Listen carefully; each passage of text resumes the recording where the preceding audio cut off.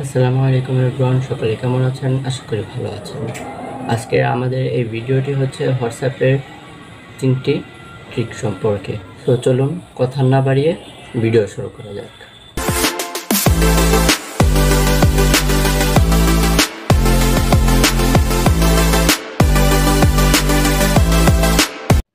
হোয়াটসঅ্যাপে আসার পরে মনে করুন আমি একে ছবিটি পাঠাবো। এই ছবিটি পাঠানোর জন্য সর্বপ্রথম চলে যাব গুগল ক্রোম ব্রাউজারে।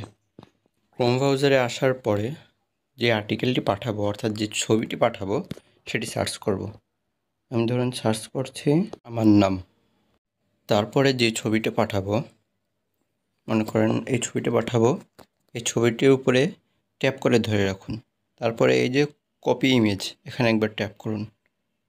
তারপরে আমরা চলে যাব হোয়াটসঅ্যাপে।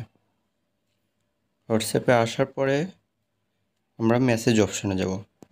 মেসেজ অপশানে যাওয়ার পরে দেখুন এখানে ইমেজ নামক একটা অপশান আছে, এখানে ক্লিক করে দেন, তারপরে সেন্ড করে দিন। এভাবেই আপনি ছবি না নামিয়েই আরেকজনের কাছে ছবি পাঠিয়ে দিতে পারবেন। হোয়াটসঅ্যাপের দ্বিতীয় টিপটি হলো আপনারা কীভাবে হোয়াটসঅ্যাপে ফেসবুকের মতো বায়ো সেট করবেন। তো সেই জন্য আমরা সর্বপ্রথম চলে যাব 3 ডট আইকনে, সেখান থেকে সেটিংস অপশনে আসার পরে আপনি আপনার প্রোফাইলে ট্যাপ করবেন।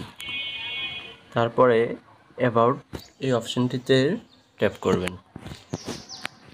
তারপরে এখানে দেখুন পেন্সিল আইকন আছে, এখানে ক্লিক করুন। তারপরে এখানে আপনি যে বায়োটি দিতে চান সেটি লিখতে পারেন।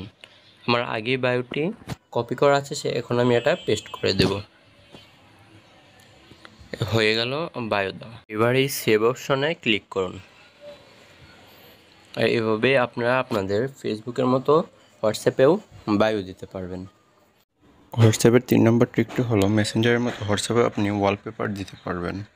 সেই জন্য চলে যাব 3 ডট আইকনে, এখান থেকে ওয়ালপেপার সিলেক্ট করব। এখান থেকে যে কোনো একটি থিম দিয়ে দেব। এবার সেট ওয়ালপেপার, এটাই হয়ে গেল।